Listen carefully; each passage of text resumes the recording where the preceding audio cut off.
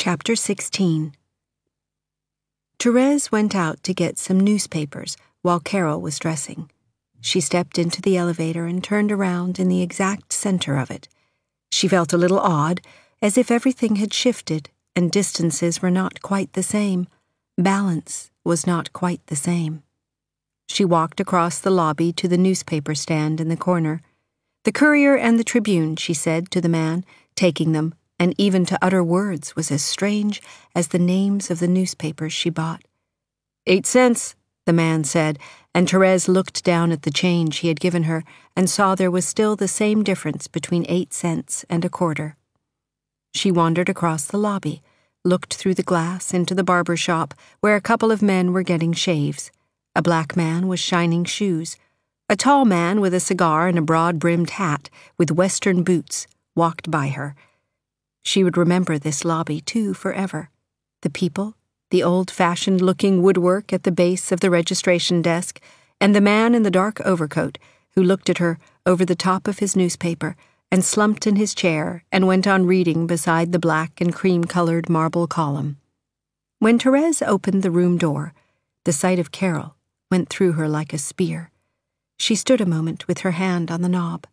Carol looked at her from the bathroom, holding the comb suspended over her head.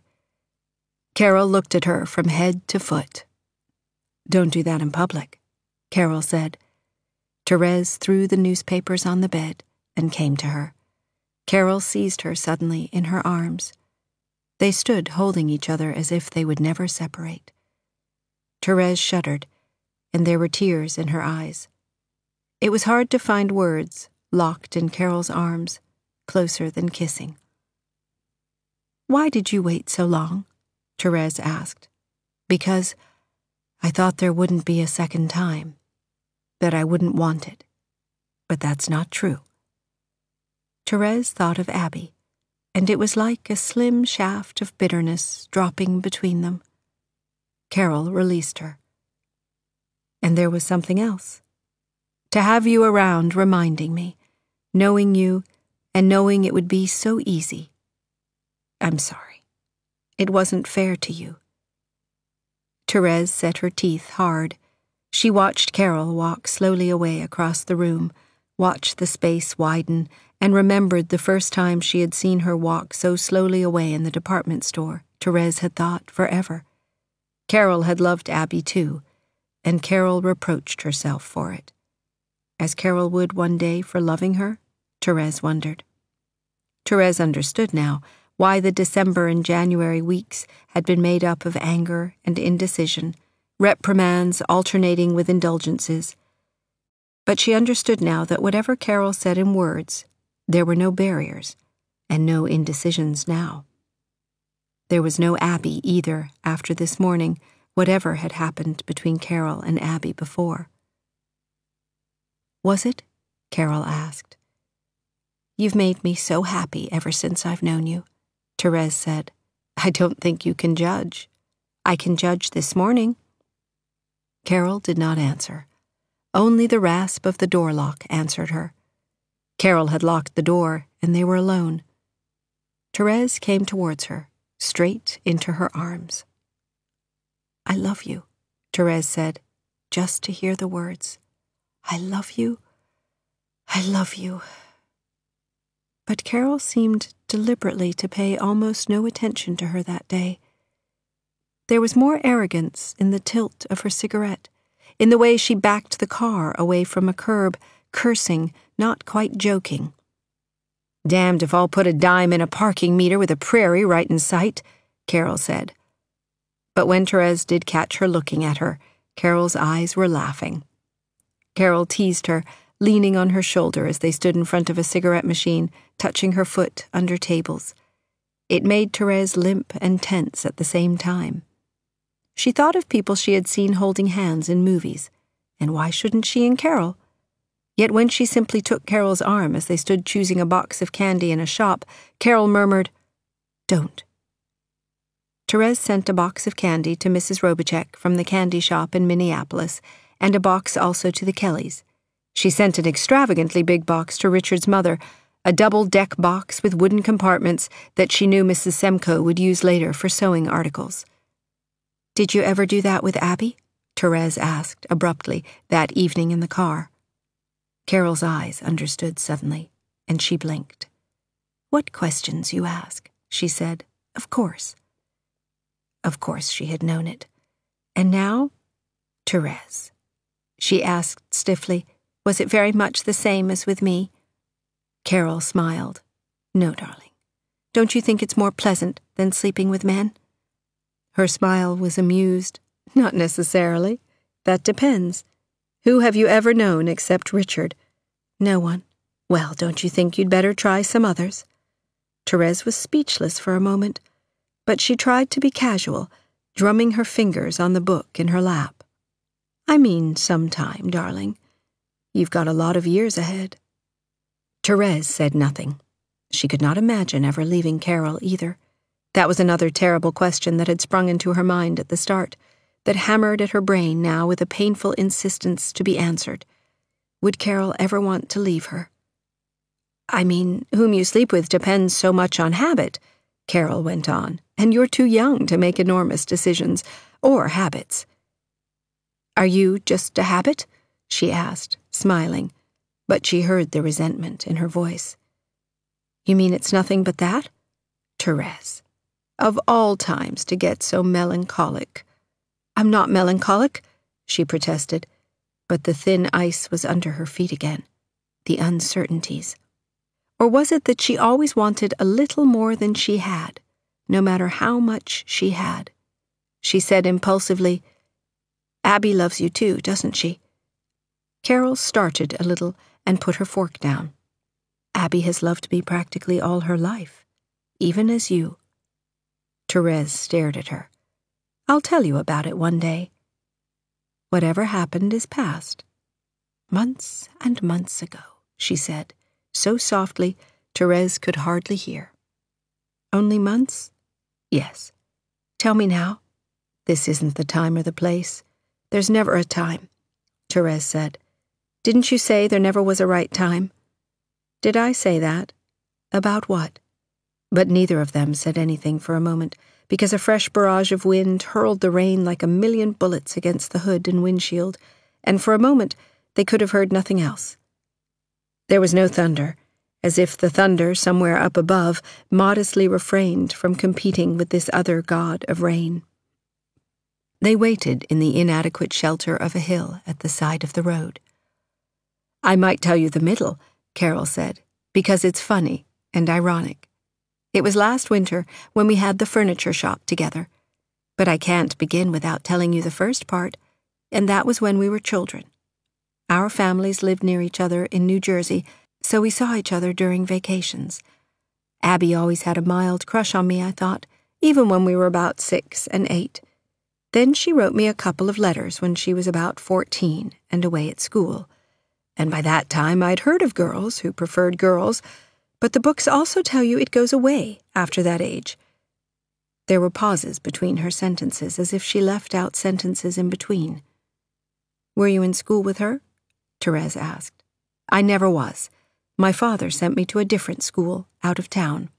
Then Abby went to Europe when she was 16, and I wasn't at home when she came back. I saw her once at some party around the time I got married. Abby looked quite different then, not like a tomboy anymore.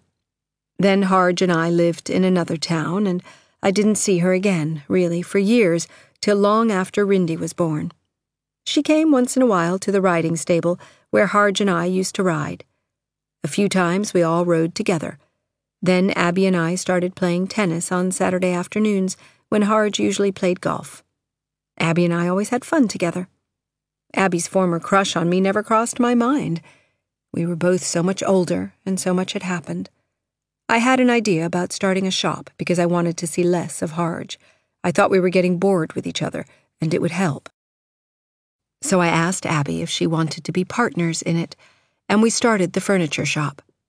After a few weeks, to my surprise, I felt I was attracted to her, Carol said in the same quiet voice. I couldn't understand it, and I was a little afraid of it, remembering Abby from before, and realizing she might feel the same way, or that both of us could. So I tried not to let Abby see it, and I think I succeeded. But finally, here's the funny part, finally, there was the night in Abby's house one night last winter. The roads were snowed in that night, and Abby's mother insisted that we stay together in Abby's room, simply because the room I'd stayed in before hadn't any sheets on the bed then, and it was very late. Abby said she'd fix the sheets. We both protested, but Abby's mother insisted. Carol smiled a little and glanced at her, but Therese felt Carol didn't even see her. So I stayed with Abby. Nothing would have happened if not for that night, I'm sure of it. If not for Abby's mother, that's the ironic thing, because she doesn't know anything about it. But it did happen, and I felt very much as you, I suppose, as happy as you. Carol blurted out the end, though her voice was still level, and somehow without emotion of any kind. Therese stared at her, not knowing if it was jealousy, or shock, or anger that was suddenly jumbling everything. And after that? She asked. After that, I knew I was in love with Abby. I don't know, why not call it love? It had all the earmarks. But it lasted only 2 months, like a disease that came and went. Carol said in a different tone, "Darling, it's got nothing to do with you. And it's finished now. I knew you wanted to know, but I didn't see any reason for telling you before. It's that unimportant. But if you felt the same way about her, for 2 months, Carol said, when you have a husband and child, you know, it's a little different." Different from her, Carol meant, because she hadn't any responsibilities.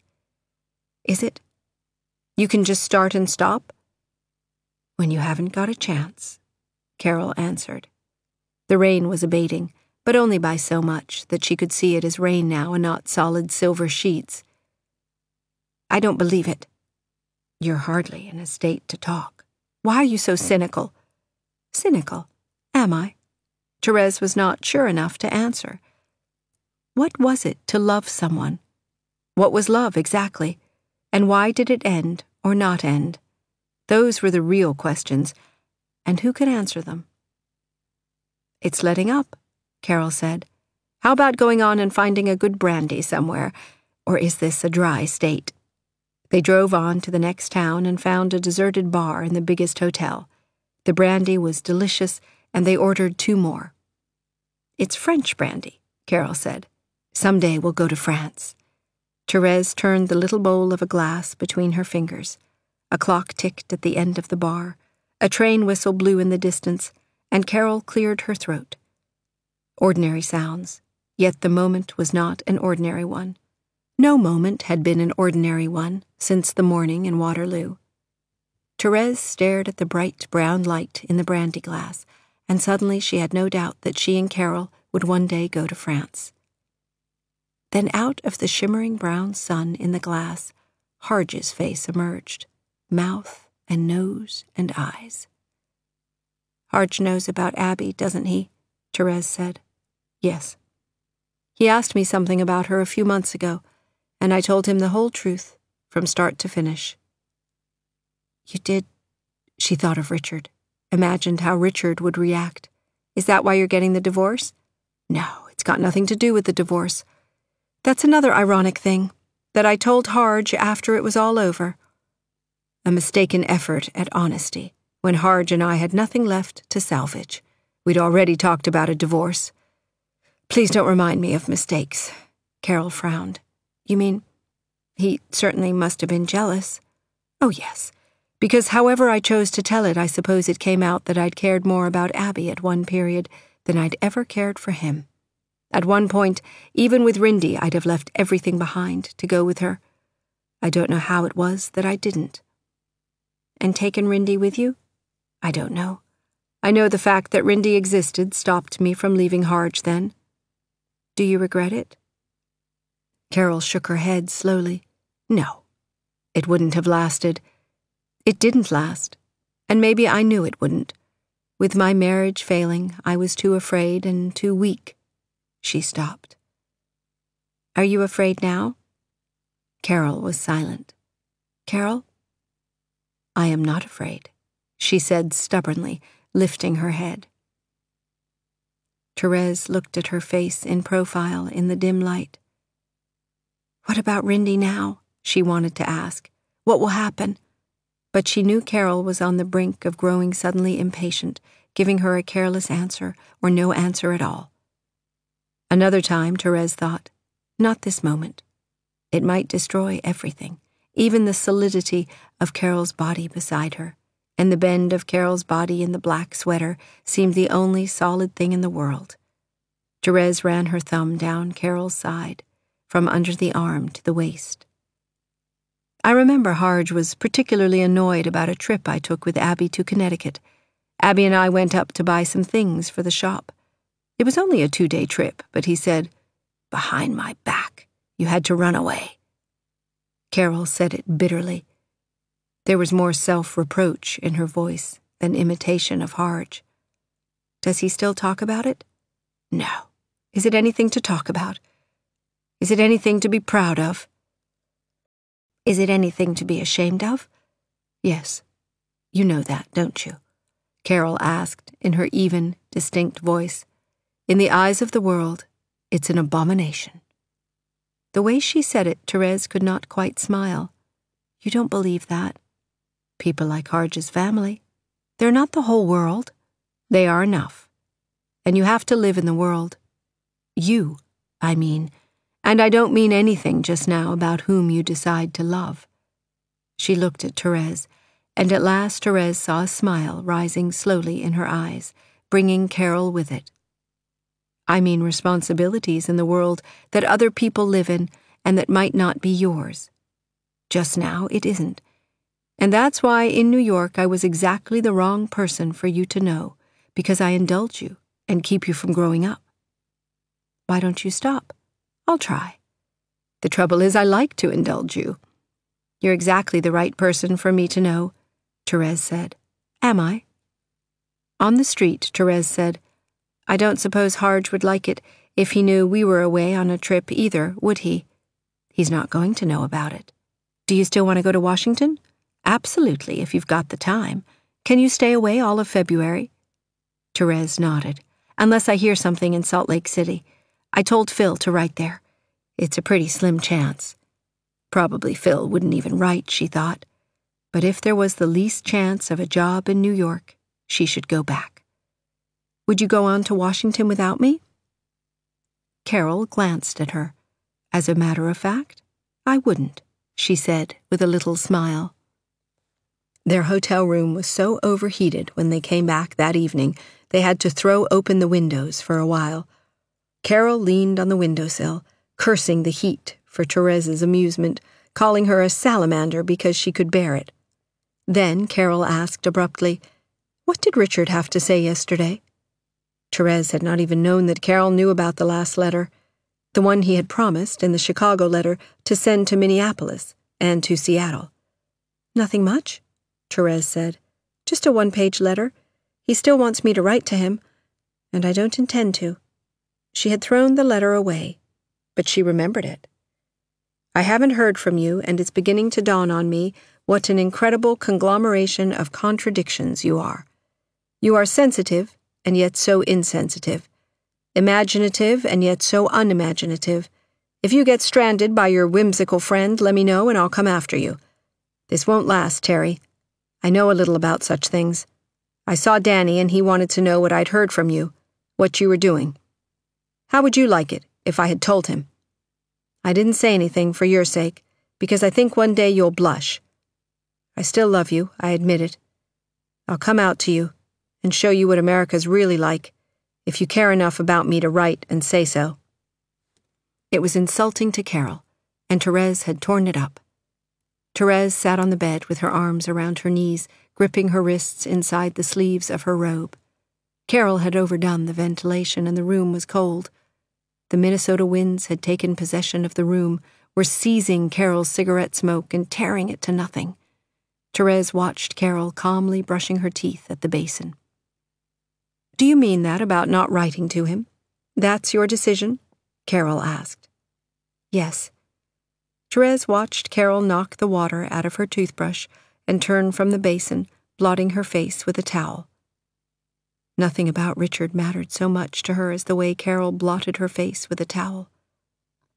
"Let's say no more," Carol said. She knew Carol would say no more. She knew Carol had been pushing her towards him until this moment. Now it seemed it might all have been for this moment, as Carol turned and walked towards her, and her heart took a giant's step forward. They went on westward, through Sleepy Eye, Tracy, and Pipestone, sometimes taking an indirect highway on a whim. The west unfolded like a magic carpet, dotted with the neat, tight units of farmhouse, barn, and silo that they could see for half an hour before they came abreast of them. They had stopped once at a farmhouse to ask if they could buy enough gas to get to the next station. The house smelled like fresh, cold cheese. Their steps sounded hollow and lonely on the solid brown planks of the floor, and Therese thought, in a fervid burst of patriotism, America. There was a picture of a rooster on the wall, made of colored patches of cloth sewn on a black ground, beautiful enough to hang in a museum. The farmer warned them about ice on the road directly west, so they took another highway, going south. They discovered a one-ring circus that night beside a railroad track in a town called Sioux Falls. The performers were not very expert. Therese and Carol sat on a couple of orange crates in the first row. One of the acrobats invited them into the performers' tent after the show and insisted on giving Carol a dozen of the circus posters because she had admired them. Carol sent some of them to Abby and some to Rindy, and sent Rindy as well a green chameleon in a pasteboard box. It was an evening Therese would never forget, and unlike most such evenings, this one registered as unforgettable while it still lived. It was a matter of the bag of popcorn they shared, the circus, and the kiss Carol gave her back of some booth in the performers' tent. It was a matter of that particular enchantment that came from Carol, though Carol took their good times so for granted, and seemed to work on all the world around them. A matter of everything going perfectly, without disappointments or hitches, going just as they wished it to.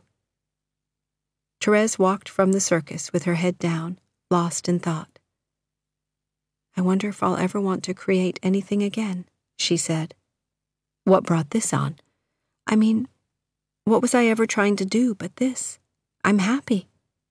Carol took her arm and squeezed it, dug her thumb in so hard that Therese yelled. Carol looked up at a street marker and said, "5th and Nebraska. I think we go this way."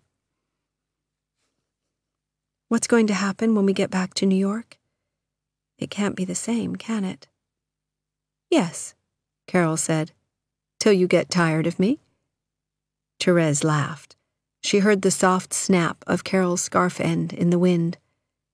"We might not be living together, but it'll be the same." They couldn't live together with Rindy, Therese knew. It was useless to dream of it.